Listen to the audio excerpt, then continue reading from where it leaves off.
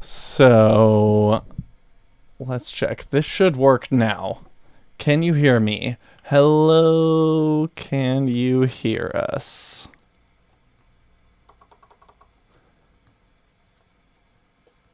You guys, will you test talking for me?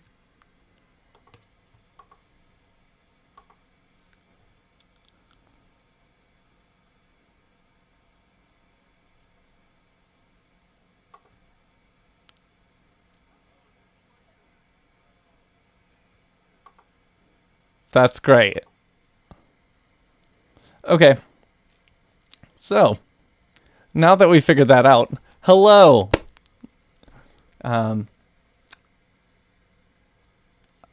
I'll reiterate what I was saying before. So, yes, hello, hi. Thank you for joining us for this listen through for Pickpocket, the second episode of Windfall.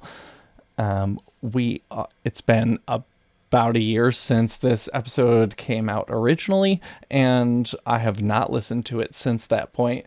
And oh, just Adam. That's all we got. All right, I'm gonna work on getting you guys out there as well.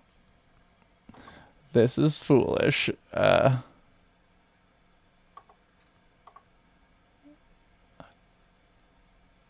right. Hello. Yes. Okay. I will just be their mimic, and we will only hear me speaking to the world here. So, will you guys speak now? Yeah. Anything happening now, Yeah, I'm everybody? talking. Yeah, that should work. Should Should is is a the funny operative word. word here. I've got levels in OBS for all of us, so this should work. Can you hear us? Is the game we're playing? Um, I'm like waiting for the stream to catch up, so I haven't been Can you saying hear me more, now? but I did say something. Yeah, the stream is Okay, like yep. Nope, almost we're 30 here seconds now. behind. We're here. They can hear us. Hey, yeah. So now we all exist. that's crazy how we just didn't exist before. You just Yep. didn't even exist. Not at all. We are quieter, Gabby says, but if that's what it is, it's what it is. That's fine. I will just talk louder than Adam. We'll just do a lot of shouting. I appreciate that. I only like shouting, so it's perfect for me. Yeah. Love So, maxing out those levels. yeah, I am working on that for you guys. So, well, mainly, we were just saying, nobody's listened to the episode in a while. We're excited to give it a listen again. And great. Yes, they can hear all of us. Yeah, so, Leanne, you're listening to this again as you were not in this crew yet at this point. I was not. I didn't hop on until the later episodes, but I mean, listening to the early episodes is what made me like need to be involved. So excited to re-listen to this one. I needed you to be involved too. I just didn't know you were willing and uh, and able to at that point.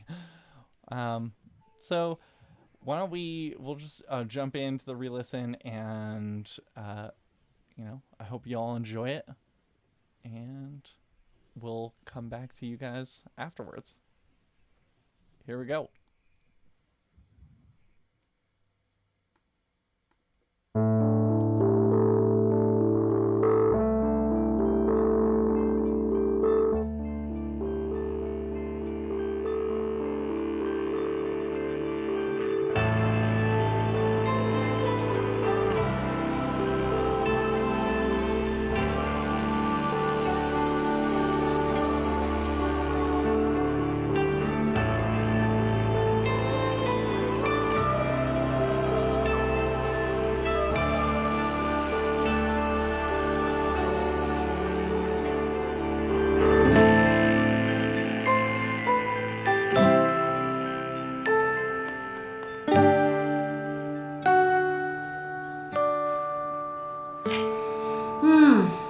smells wonderful. Shopkeep! Shopkeep! May I inquire about the contents of this vial? Of course, ma'am. What would you like to know? This one here, it smells lovely. How much are you asking? Wouldn't you like to know what it does first? It's actually quite a powerful tincture. Those bits of blues and greens you see are from the... That isn't necessary. How much is it? Okay. After taxes, that comes out to 238 credits. 200 credits for this tiny bottle of perfume? I'm sorry, that's outrageous. Well, you see, it's not actually a perfume. It doesn't matter what it's supposed to be. If I want to use it as a perfume or a body oil, that should be good enough for you. What do you care what happens with it? I think that it could be a real benefit to know the traditional use of this particular blend of extracts. It was harvested from my home in the West. I'll give you 150 credits cash. That's my offer, and you won't do better. Get out. Excuse me? Can't you read? Of course I can read. What kind of question is that? No haggling. Right behind me. But I don't have the full 238. I could go as high as 200. I'll give it to you for 200. But only if you promise never to come back here again. It's a deal. Hand it over.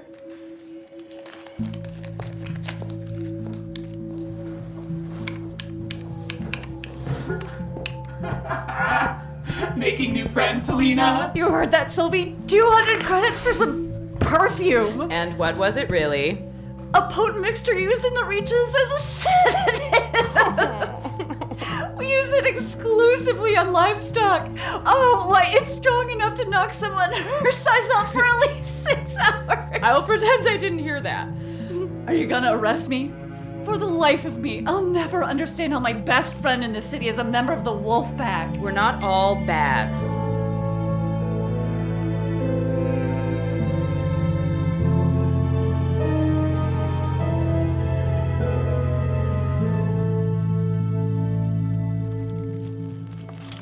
Vern, relax. I told you I could get to that. Just because I'm old don't mean I'm useless, kid.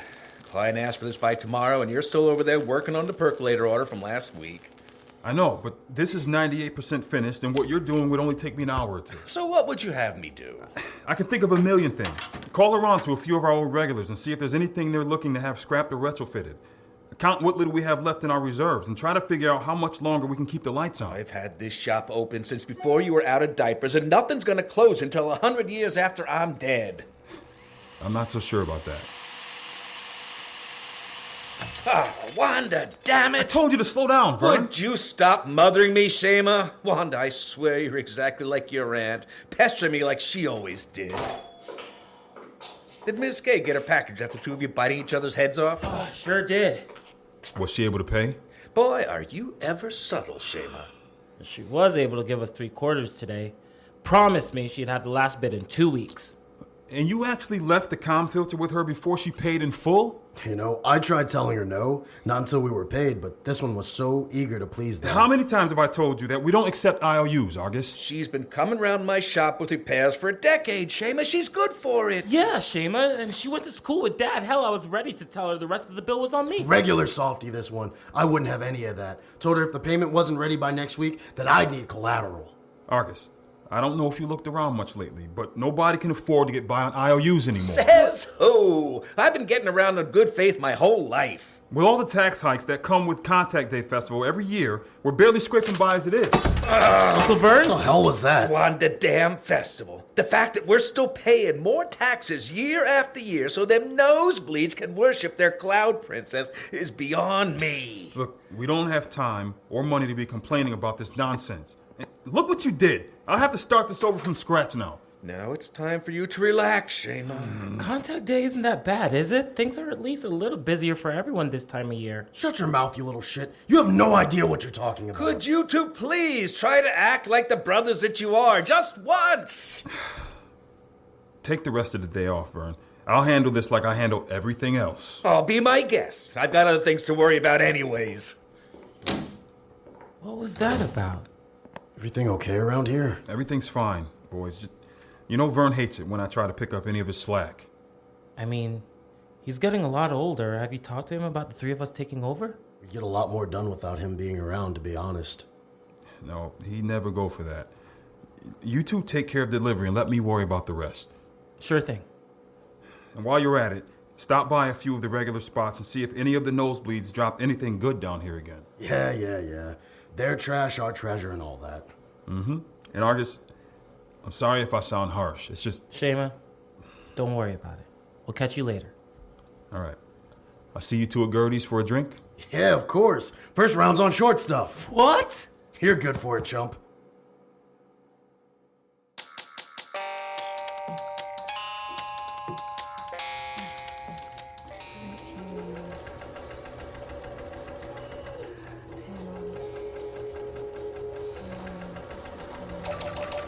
Ugh, fuck.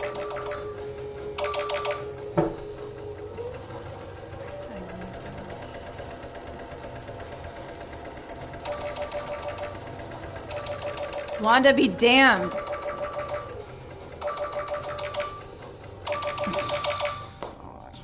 What? Good evening, Patlima. Yes, Root, what do you want? Simply checking on the robes. Where are we on this order? They'd be coming a whole hell of a lot faster if I didn't have to answer a phone every 20 minutes. It can't be helped. Wanda needs an update. And why exactly isn't our venerable queen calling me herself? That's some awfully loud music you have on. Might I suggest turning it down? I'll turn the music down when Wanda calls. Yes. Well, if you have good news for me, that might happen sooner. How many robes are finished? 3. 3? Pavlima, that certainly won't do. This order needed to be done yesterday. I'm doing my best to be patient, but I'm concerned about your ability to produce at the level we require. But Root, these robes are perfect. What good does perfect do us if we don't actually have them? Perhaps you can try to be a little less perfect and a little more efficient. You know I can't do that. Wanda hired me above everyone else for a reason. This is how she wants the robes made. I'm sending a new recruit up for a fitting. New blood? Why a fitting already? The Contact Festival is in 6 weeks, and we're getting ready for a large influx of customers. We need 23 new recruits robed up and ready to go before that happens. That's impossible. I don't remember asking for your opinion.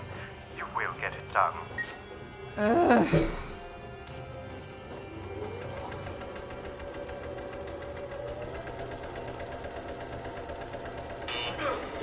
New recruit Kendall reporting for robe fitting. Sure, come in. You must be Ms. Pavlima? Stand over by the window. Okay.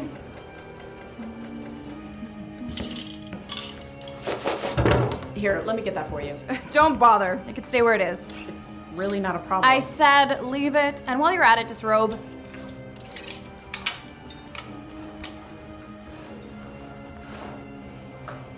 You really are one of the wolves. Didn't even question that order at all. Did I not need to take my pants off? I am only commenting on your willingness to please.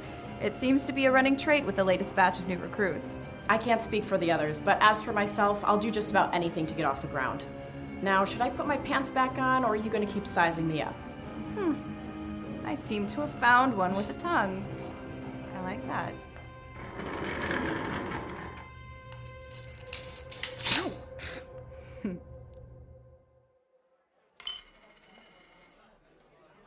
Haha, yeah! Score! You owe me another drink. Ugh. Gert, can we get another round? Of course. You want another drink, Argus? Thanks. Thank you. Auntie, can I ask you a question? Sure thing, kid. Are you happy here? And don't you ever get sick of this place? Not at all. This is my home. Why do you ask? Well, I was thinking about Vern and how he's had that shop since before Mom and Dad passed, but you were halfway around the world when it happened. And what's your point? You two gave up your whole lives, really. I mean, you gave up a lot to look after us. That's not true at all, Argus. But really, if it weren't for us, would you have come back here? Would you have taken over this bar? There's no point in thinking about that now. After you and Vern split up, you got to go out exploring, and now you're stuck here, helping us out. I wouldn't want you to resent us. Shh. Argus, never you mind that. I've had my fill of adventures, sure. Us sticking together is more important than any of that. Okay. If you're sure. Of course I'm sure. Hey, how's Uncle Vern doing today? Why do you ask? I haven't been able to stop by the shop in a while. It's kind of lonely upstairs without any of you around. Listen, I know he's not my biggest fan, but I miss him. I know. Gert, it's hard for us is all. We haven't been back there since Dad was around. It's fine, Argus. I wasn't trying to guilt you. I'm only curious how the family is.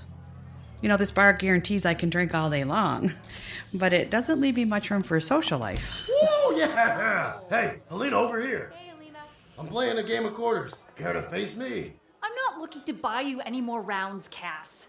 You can only pretend you're bad so many times before I catch on.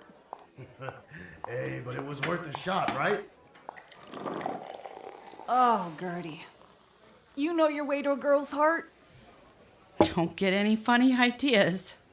I know you people from the Western Reaches are all about free love, but I prefer a man in my bed at the end of the day. Sure, honey.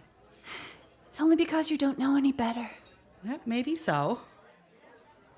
Hey, did you sell a whole bunch of snake oil to those rich customers of yours today?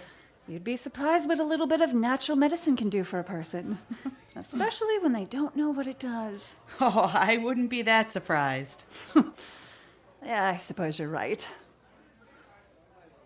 Why, who do we have here, Gertie? This one's a looker. I'm Argus. Absolutely not, Helena. This one's the youngest of my nephews. The one that brought that disgusting sack of flesh the other night? I guess I was a little too sloppy to really get a good look at him. Argus, is it? I was leaving. Leaving. Yes. I don't know. Kid looks like he could use another drink. Behave yourself. He's a little shy. He's never been quite the same since his parents passed. That's something I can understand. Still, I could help take his mind off all that. I swear to Wanda, Helena, if you think I won't throw you out, you are dead wrong. With conversation, you monster. Oh, yeah, right.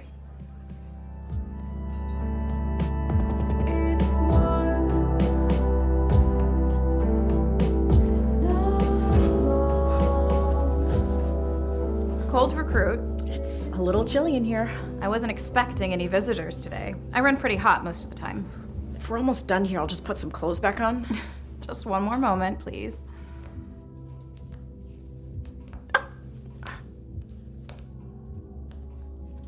Ouch! Could you be a bit more careful with where you're poking those pins? You're going to need to be tougher than that now that you're one of the wolves. Could sure kick your ass. I wouldn't be so certain. You're not worried about who that was? I've heard enough out of your boss for one day. I believe it. So, Kendall, what did they tell you when they brought you up here? What do you mean? Abandon your family down below for a swanky new pad with windows you can actually see the sky out of? Listen, I came here for a fitting, not to talk politics with my seamstress. Oh, trust me, I'm not one to judge. I spent the first half of my life without ever seeing the sun. There's nothing for me down on the ground. If I can make a better life for myself up here, then I don't see why I shouldn't.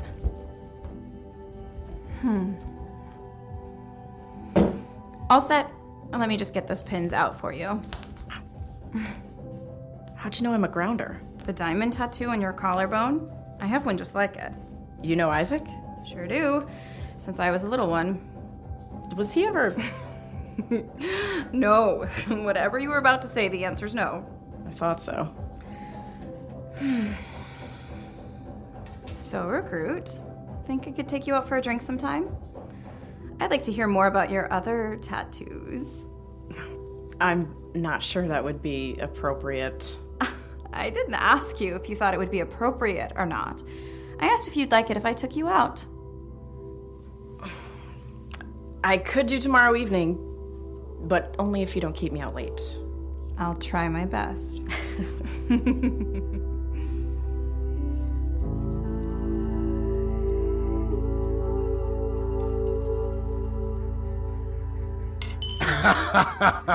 Not bad, little brother. You're getting better, but you ain't got me beat yet. One of these days, I'll win. Hasn't happened yet. Well, there was that one time with Chucky and Splat. Whoa. Doesn't count. What do you mean? I was hammered that night. Doesn't count. Poor sport. Oh, don't get your tentacles in a twist, Arg.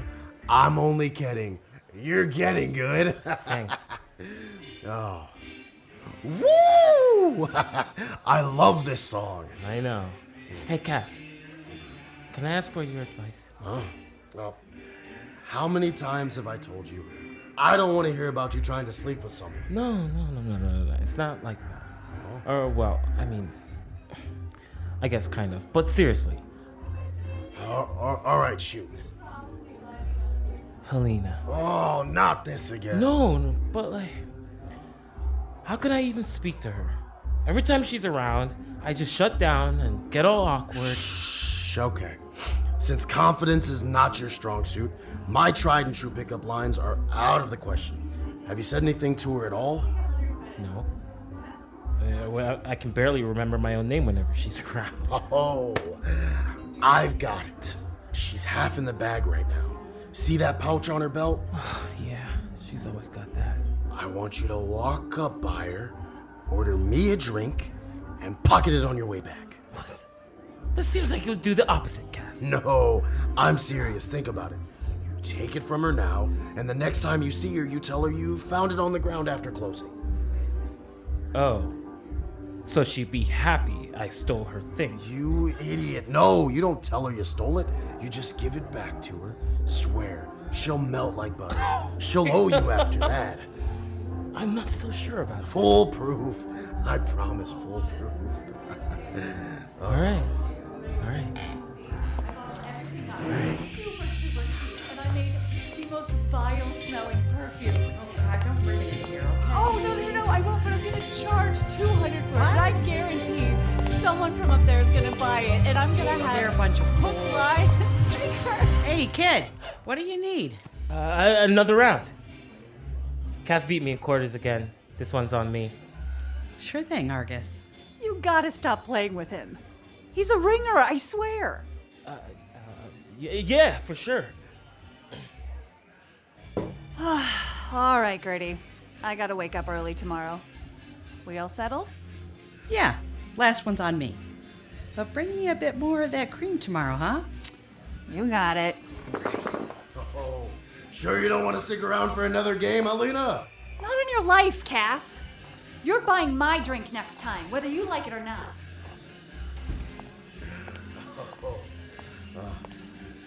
Whoa.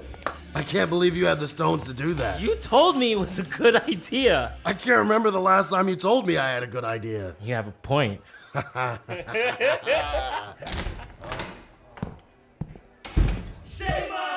Hey, Runts. Gert, pour me a beer, would you? Sure. Hey, how's the shop? We're scraping by. I don't have any idea what we're going to do the next time the wolves are down to collect taxes, though. Shema, let me give you a loan. Business isn't great here, but people always drink. I've got enough to cover you. You know, Vernon, he's too proud for that, but I appreciate the offer. I'm serious. You let me know the minute your answer changes. Thanks, Aunt Gert.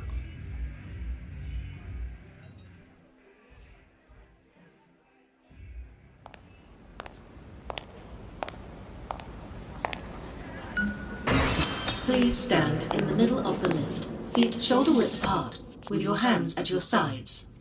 Thank you. Now, please enter your name and destination on the keypad before you. The South Tower Apartments, level 65. Fee waived. Have a safe trip, Helena.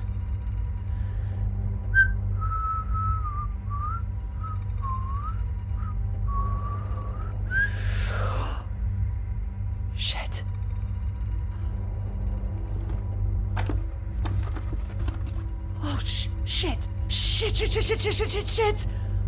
Oh, fuck, where's my money gone? Good night, my sweet Proximans. And Wanda! remember, the curfew bell chimes, as it will 2 more times. And when it strikes thrice, my wolves will be nice. Good night, angels.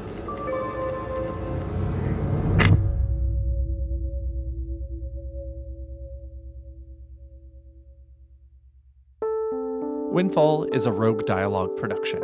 It was written and directed by Bob Raymunda and Christy Donato. Sound design, mix, and score by Adam Raymunda. This episode also featured the song Prayer Hands by Cherophobia. Here's our cast in order of appearance. Pavlina Horakova, customer number 1. Emily Battles, Helena. Nadia Levin, Sylvie. Mushaka Benson, Shema. Bob Frame, Vernon. Marcus Stewart, Argus. Cornelius Moore, Cass. Claire Lopez, Pavlima. Josh Rubino, Root. Mallory Roach, Kendall. Shayla Farino, Bar Patron. Cheryl Mordaunt, Gert. Jess Clark, Wanda June. And Sarah Brown. Elevator recording. Casting direction by Clara Lopez. Produced by Bob Raymunda, Christy Donato, Adam Raymunda, and Michael Paunovsky. Our cover art was designed by Sam Twardy. Windfall is supported by our listeners on Patreon. By becoming a patron at patreon.com/windfallpodcast, you can help us. Yay! By doing so, you'll get some pretty cool rewards. You'll be able to access behind-the-scenes content. You guys can come back with your audio on the Zoom. Hi. So that was episode 2 at 8 p.m. Eastern Time. Oh, hi. Now you can hear me. Hi. That was a ton of fun re-listening to that episode. I just said that was a ton of fun listening to that episode. The people in the Zoom chat couldn't hear me. Uh-oh, let me fix this because now the stream... let's see. There we go. Yeah, it was a ton of fun re-listening to that episode. It was super cool to get to revisit a bunch of those. I forgot how many little details we added in after we recorded the thing. Yeah, there was so much that was not in the script that came out in post in this episode, and it makes it feel so lived in. Yeah, why don't we start at the top of it? Wait, first, hi Cornelius. Hey, what's going on, guys? Thank you so much for joining us again. Of course. Sorry, I came late. I do that a lot. No need to apologize. That's all good. At all.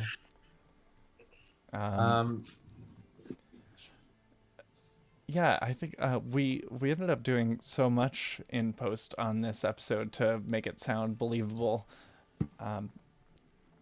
The first thing that really comes to mind here is that originally we had a different customer in this scene, but the person that we had recorded that customer with was actually in a later episode as well, and they tried to do a different accent, but it was very clear that it was something that we needed another voice because it was just going to sound like the same person was visiting and they were having a completely different conversation. So we had Pavlina, not Pavlima, Pavlina Horakova recorded the scene for the customer, who also recorded the vocals that you can hear on the main theme song. Yeah, another thing that we added was in the bar, in Gert's bar later on. When you first get there, there's just someone ordering a drink, and that's just a really fun cameo for Adam and I, because that's actually our sister Shayla, who just popped in and recorded that for us. So she was not there when we were producing the show, but we just wanted to make the bar feel more lived in, and to have more people in there than just the characters that we were following. So that made me really happy to hear. Another thing, Claudia, I saw you ask what were some of the things we've forgotten about. There's that, but it's not that I forgot about it, but something that just in general came in post-production is all of the Wanda messaging that comes throughout the series. That's actually something that Adam came to us with as an idea, because there were a few sound cues that mention some sort of announcement happening, but it was never scripted because we didn't have forethought. And so that was something that we had to really come up with on the fly. And I think Adam did just a wonderful job. Adam and Jess, really, because she wrote a lot of those announcements. Really came up with something really fun that helped enrich the world a lot. I think another piece that I had kind of forgotten about was the music that's in Pavlina's room. There is something that I started writing. It was maybe like the second one of the earliest things that I wrote for Windfall, and it was actually way before we ever produced anything. It was, I asked Bob, like, what kind of music would be in Pav's shop, because it just said like brooding electronic music or something along those lines, and you were just like something frenetic or something, you know, kind of just as tense as Pavlina or Pavlima you know, is. And actually, Gabby, who may or may not still be in here, actually recorded cello on that piece. Nice. Something that I really love about this episode specifically is that it's, while there's some tension and some action, it's really just kind of like a hangout episode. It introduces a couple of new characters and really dives deeper into the family relationships. This is one of the few places across the season where you actually get to see the brothers just getting along and happy with each other. And I just like hearing it again, Cornelius, I can't say enough like how good the chemistry was between you and Ushaka and Marcus. Like the three of you together from right away, like even before we started producing, but especially now, like hearing it back all these years later at this point, it's so palpable how well you worked off each other. So it's, thank you for doing that. No, honestly, thank you guys for having me. I also want to say that results may vary. Don't take anyone's purse and try to give it back to them and think that was okay. Terrible advice. Terrible It was advice. the worst advice. Yeah. Probably some of the worst advice I could give. Also, I am fairly decent at quarters. I'm not great though. Not even close. I wish. Yeah, no, I'm terrible at quarters. I just wanted when I put quarters in the script, it was what would be a game that would have a more distinctive sound than a card game. True. Yeah. I'm better at beer pong. If that counts. We really should have had beer pong. It would have been so much easier to make the sounds. But that like donk. Yes. Little plop. I feel Speaking like of sound, we got a question in the chat. I saw that. How did you decide on how to work out the sound effect for Pav's phone? So I actually made a bunch of communicator sounds earlier on, and what I did was I made that one for Pav so that the tone of it would be in key with the song that was going on in the background. And then I ended up just, I know, I'm just a nerd. But I ended up making that and then setting it as my ringtone on my phone, and then recorded the sound of it ringing off of my phone so that it would sound like it was in a room. Oh, clever. Never ceased to amaze me. Again, I think I talked about transitions last time, but that part when Argus is walking up to the bar and the conversation's getting louder and stuff, it's just great. Great stuff. I'll never forget the first time I heard that. It just blew my mind that Adam because he was really stuck on that moment, if I remember correctly, while he was producing it. Like, how does he make sense of the fact that, you know, Argus is moving through the room in that way and other things are still happening? And I remember hearing the first cut of that scene and being so blown away immediately by how it came together. It's crazy because it creates a sense of space in the room. Like, the room feels very big, and if I'm to understand the way you guys recorded this, the room was not very big, right? Not And at so all. No, to it was create not. this kind of feeling of like that we're in a bar and there's like a bunch of people in there and there's a lot of stuff going on. Like, that was really cool. I think that was one of the earlier moments in listening where I was just like, this guy knows what he's doing. I should try to learn from him. That's great. Another thing that I had fun doing in that moment was trying to make the music match that feeling. And there's this sense from Argus that he's like nervous, right? But he also kind of feels like semi-victorious for like managing to get the courage to go do this thing.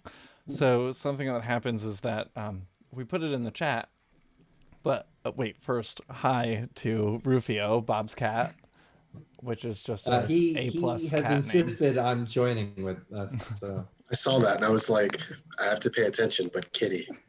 yeah, I have no choice in the matter right now. My ADD kicked in. I was like, oh, yay. Oh, hi.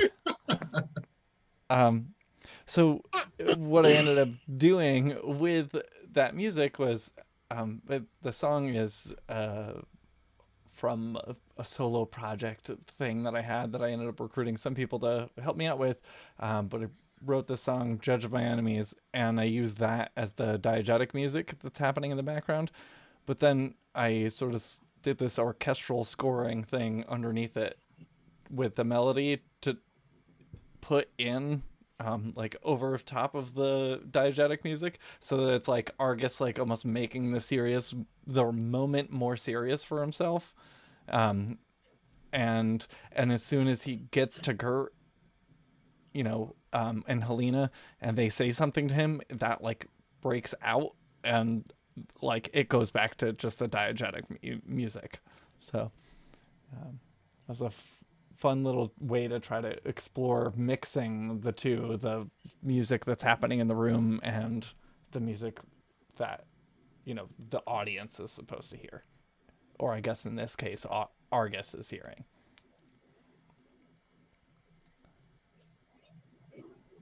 Yeah, this episode's one of my favorites because it does introduce Pav specifically, who is one of my favorite characters in the series. You know, I threw up in the chat actually a link to the first short story where I created Kendall and Pav, and this episode adapts that scene, but her arc is one of my favorites in the series, and it's one that my co-writer, who's not here with us right now, Christy, really took charge of, and so it's so wonderful reading back from that original story and then listening to how Christy ultimately ended up like reinterpreting that scene for audio, and also just like the chemistry that Claire and Mallory have is just so fantastic.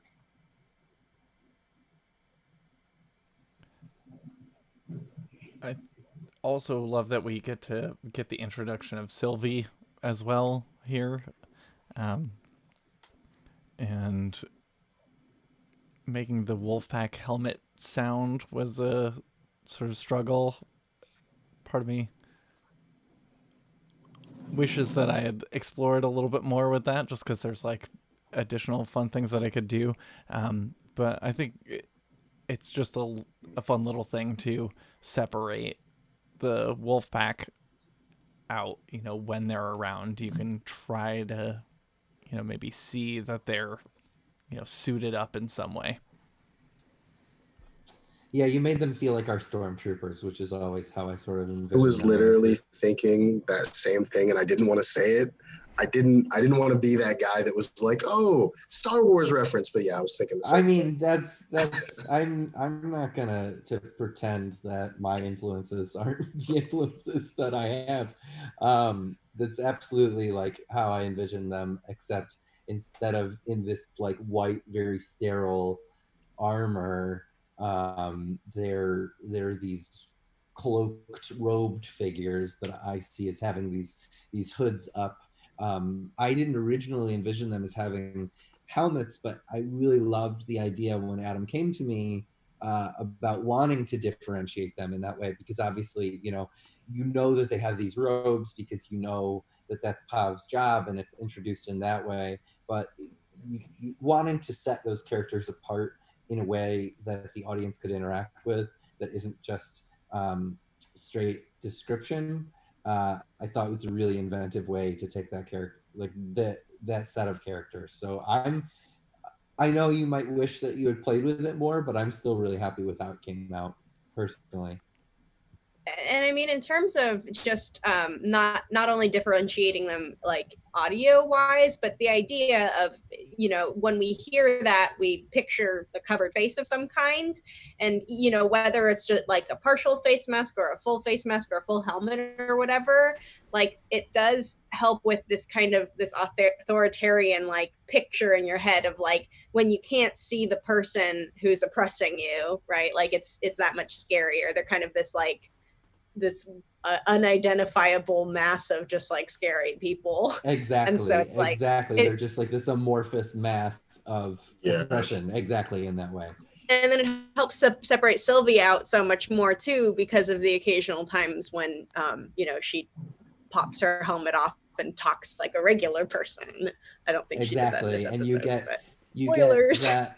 that no, she does. Okay, she does. All right. I think I was still in the Zoom audio at that point, and it's hard to differentiate. Yes, when it was harder to differentiate. No, she does, and it definitely it helps ground that character so much, because even though she's not like one of the main perspective characters of the season, it really gives you a sense of who she is, because yes, she is part of this authoritarian arm of the city, but she's also just like a good friend to Helena, and who like truly loves and cares about her and just wants to see her succeed, even if their definitions of success and happiness don't completely different match. They're completely different, and they're completely ideologically different. very different people. There. Yeah. No, but they're I want to say that their whole bond and everything in the show, I actually really enjoyed them together. And I don't want to go too deep into the other episodes, but I was unhappy with certain things, but that's just me. I'm not going to say nothing. I don't want to ruin anything for the people watching and listening, but if you haven't already, I'm just here at this point.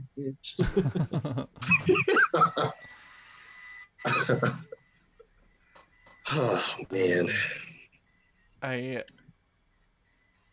thought about one other thing about the bar music scene that I don't know that I said in the last episode, but in episode 1, when Kendall and Cass approach Benny for the first time to go beat him up, he's drunkenly singing a song, and it's actually the song that's playing in that bar scene in episode 2. Yeah. Which was a fun little thing, which I didn't even think about doing until I think in the first episode, Benny, production, the JP sang "Shot Through the Heart," and I was like, yes. We do not have the rights for that.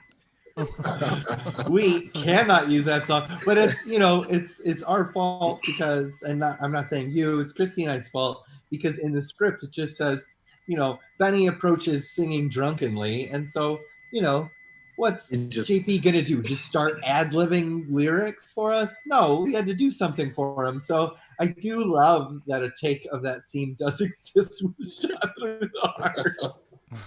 In an alternate universe where we have a big budget for music. Show us the blooper reel. Let's not do any of that, actually. I for one, don't need to see any blooper reels, need to hear any blooper reels, because I know some things were said. There's no blooper reel. Now that you've said that, I want to. I'm not sure what this feeling is, and maybe it's just me being a bad person, but also you're smiling about it, so I feel like it would be fun. Like, I'm laughing because I'm rethinking about some of the things, not even just that I've said, just other people, and I'm like, wow, that whole week was just craziness. I mean, we were stuck in a really hot room, and I don't know, we bought like a ton of water bottles to try to help everybody keep hydrated. But at most times there were at least 4, if not like 8 of us in there. Hello, Battles. And so it got hot, and we all said very silly things. Oh no, we most certainly did. I don't think I said it in the recording booth, but I definitely said it downstairs a few times where I was just like, it's hot. Like I said different things, but yeah, it was hot. It really was. Yeah. Yeah, you are. So we've got a question in the chat for Cornelius, but this is before Battles was here, so I'm going to pose it to both of you. Battles, you go first. Did you always follow the script you were given, or did you improvise any of your lines or scenes? If I did first, yeah, if I did, it was just like pure incompetence. Like I read it wrong.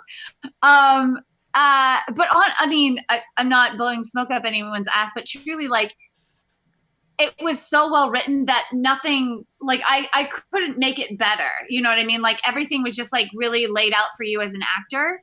And I just felt really confident in the script to just kind of like say what was written on the page. And like, yeah, I'll add like little things here and there. One thing that was really funny is just as a human being, I say like, oh my God, a lot. So there was like Emily, oh my Wanda. Yes. That was like one thing that I just kept peppering in that was like totally inappropriate. But for the most part, yeah, the script was just so good that I didn't feel the need to like change it much, if at all. Cornelius? So I actually had that same problem Battles did. I remember like the first hour, I kept saying God, and I was like, oh, shit. I was like, damn, okay, can't say God. Wanda. Yeah. And I just kept saying it over and over to the point where I was like, I got home after everything, and I was like, oh my Wanda, what is going on? And people were like, but as far as the script goes, no, I mean, it was really, I would do little quirky things like make little noises and stuff, but never really, I didn't necessarily need to change the script because, again, doing voice acting versus acting on stage, when you're acting on stage, you have people staring at you and making sure that you're not messing up your lines. And whereas voice acting, you can actually have the script in front of you. And I mean, if you can read, you're good. So for me, I liked the way it was written. And other than just being myself, it was, I loved it. I enjoyed it. And no, I really didn't have to ad-lib anything, really. Maybe a few times. I think there were moments across the whole season with everybody in general where it was like, because of the size of our cast, we couldn't rehearse the whole thing. It was too impossible to attempt to coordinate. So, for most of the scenes, this was the first time that we were hearing them spoken out loud. And, Christy and I will always, try to read our work out loud to ourselves because obviously it needs to be spoken by a human being. But sometimes, when you're hearing it by the person who's actually being the character, you start to realize like, okay, yeah, this was my writer self attempting to make something that doesn't need to be said in that many words. So I think there were times where it was like, this is awkward. We should cut this line or we should reword it. But that was always like a very collaborative thing between us as directors and the actors, rather than working with straight like improvisation in any way. If I can also say, you guys gave us a lot of freedom with our characters, which was amazing. I think that it was a way better acting experience on my end than some of the other roles that I've had in the past, and I enjoyed it overall. So I can definitely say that. Yeah, there's just like a freedom of kind of like physicality.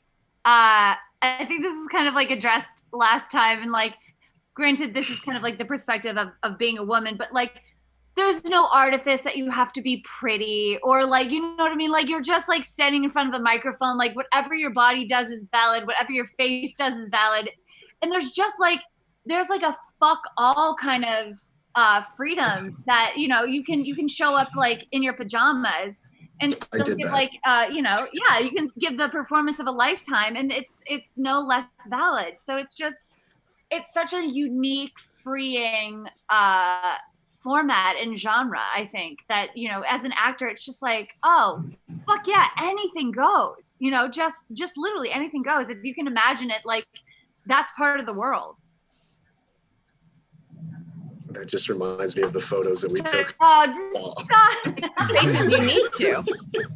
That reminds me of the photos we took while we were recording.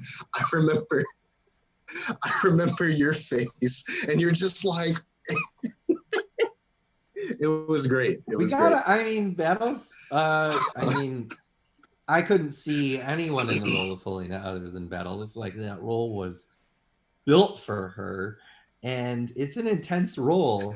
And so, yeah, like the photos that we got of you were intense, you were giving such like tour de force performances that, yeah, I mean, you looked a little nutty, but the character was, and like, it felt right. Like, I loved it. I mean, I can't, you know, like, we'll keep moving through the series. In fact, next week's episode, I'm really excited to talk about, because that's where we really get to show the intensity behind that character with the flashbacks that happen in episode 3.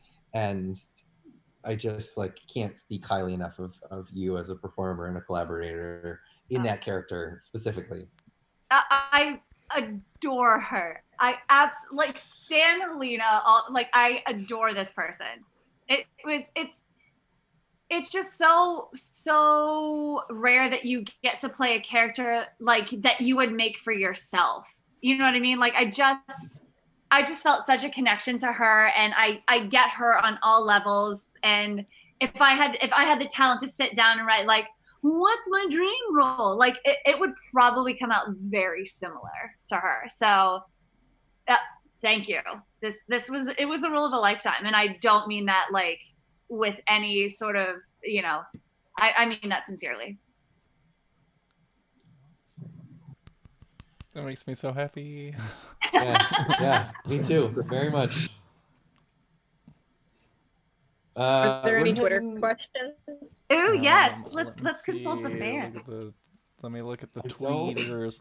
I did find this in the meantime while I'm looking this up, is that I found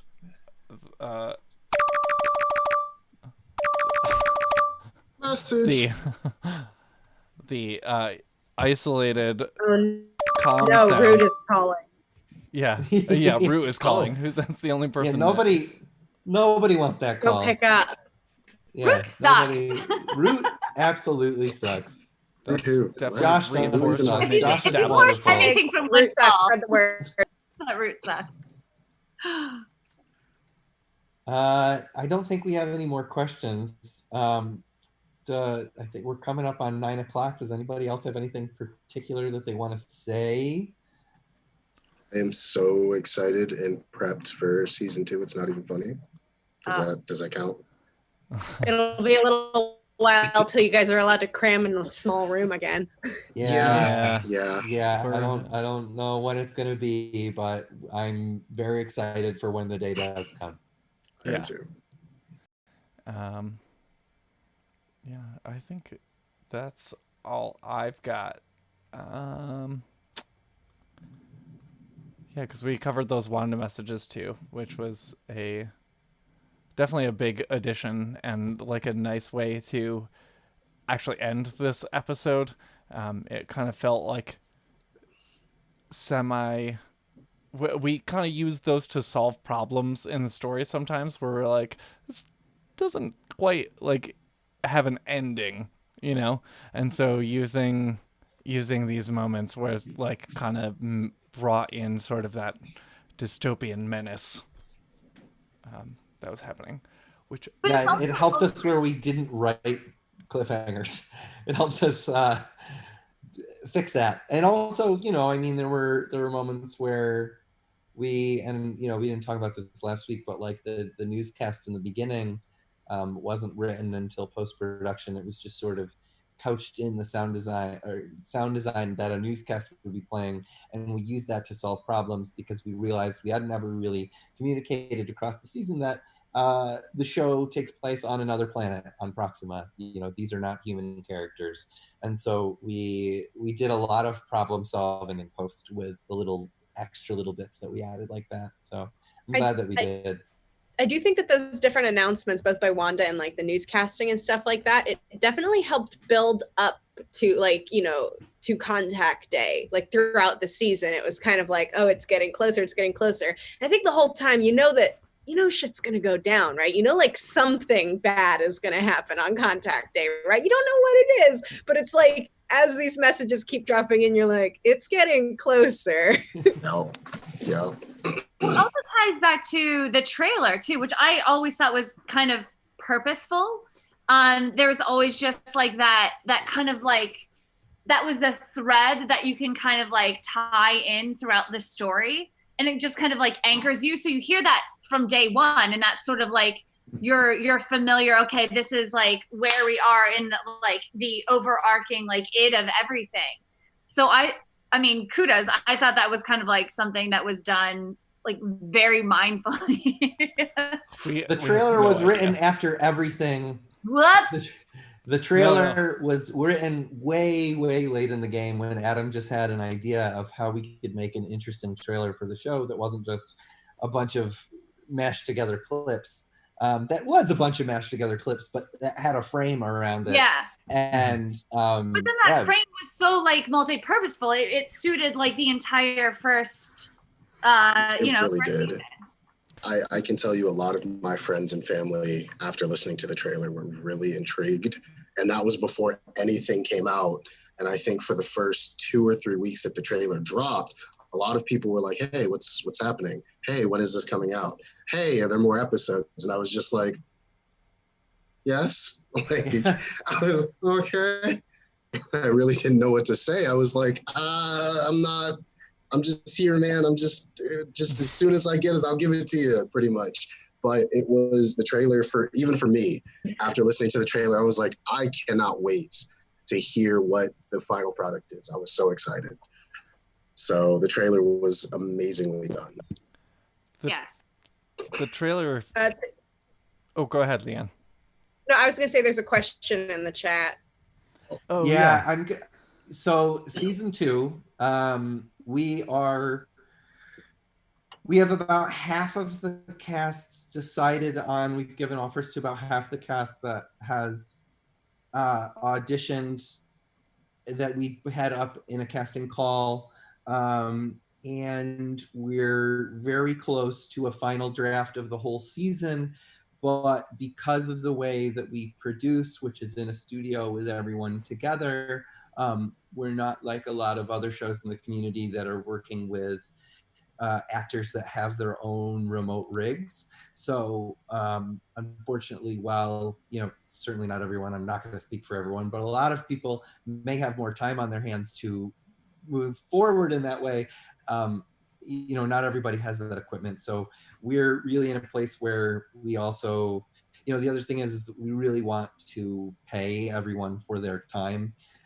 We were incredibly lucky to, have a cast that volunteered their blood, sweat, and tears in this thing. And we really, really can't thank them enough for that. But now that we have a following, we would like to do some crowdsourcing for that. But it just doesn't feel like the right time right now. Everybody's so many people are being laid off. It doesn't feel like the right time to be doing this. So right now, season 2 is kind of on an unfortunate pause until hopefully everything clears and everybody has their health and their well-being, because that's the most important thing to all of us.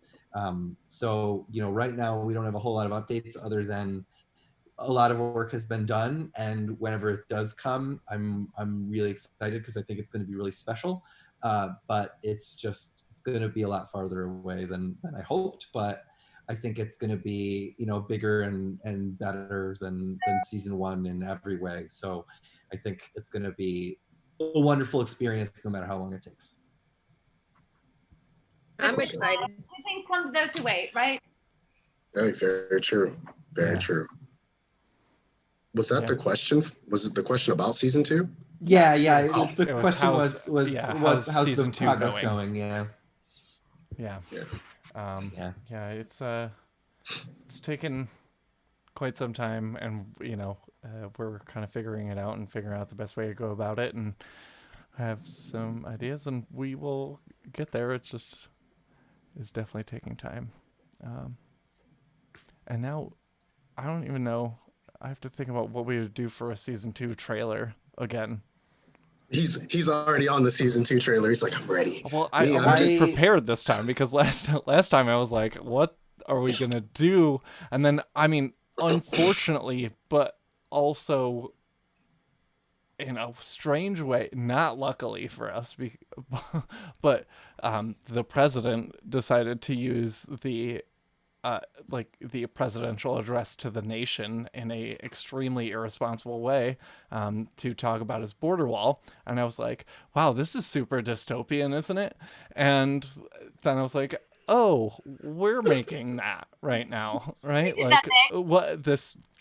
We have a ruler who just irresponsibly uses their platform to tout their accomplishments, right? And their history with this country. So it was like, this is the perfect thing to steal. So I was like, I was like, okay, guys, listen to the presidential address to the nation, and also listen to this bit from BioShock, this Andrew Ryan address. Those were our two biggest inspirations. And so those were the two inspirations. So just like our actual dystopia, and then a dystopia that we were inspired by. Not even gonna lie, now that you said that, that's stuck in my head, and I'm gonna go to bed with that thought. Like, yeah, that was too real. I had to say, I played Elizabeth in a parody, and it was great fun. Oh, did you? Yeah. That's awesome. That is so awesome. Adam, I already know the season 2 trailer question. Answer. Oh, good. That's great. The first scene of episode 1 makes perfect sense as a trailer. No spoilers as to what that scene is, but Adam's got it. You can go read it. He can figure out. Right. Oh, man. It drops tonight, you guys. Oh, no. Whoa. Not recorded yet. Calm down. Yeah. So, am I the only one that misses the attic? I think I'm the only one. But I love it. Adam is in it right now. He lives there now. Oh, well, there you go. Well, that is the there room. It is. I was looking at it while he was sitting there, and I'm like, why does that look familiar? What kind of PTSD? Why am I sweating, and why does my head hurt? I'm gonna bust out the dashiki again for season 2. Yes. Oh yes. My fiance just said no from the other room. And you don't. It's okay. I'm gonna bust out the dashiki, and I actually got, is it harem or harem pants? I can never say that word right. The ones that are like billowy. Isn't it harem Isn't it harem pants? Harem. There we go. Those ones. Those ones. I can never say the word word about right. the same thing. Yeah, it's definitely harem. Yes. Yes. Harem. Yes. MC harem pants. I'm gonna bust out the dashiki and the pants, and it's gonna be a great look. It's gonna be the greatest look ever. It's gonna be great. Oh, Huge. nope. All right. Time to log All off, right. everyone. Well, on that note, Time we're to gonna log off. good night, everybody. Right. We'll see you all. So much Next love, week- guys. Thank you next so week much. Next week it's gonna be on Wednesday again, 8 o'clock. We're gonna be back to Windfall Wednesdays. This week was just not the week for that. So next week, Wednesday, 8 Happy birthday p.m., to your dad. episode 3. Happy birthday, yes, guys. absolutely. All right. Well, I love you all, and thank you to everyone that hung out and listened with us on the stream. Thank you guys so much for having us. Thanks. We love you. Take care. Night. Bye. Bye.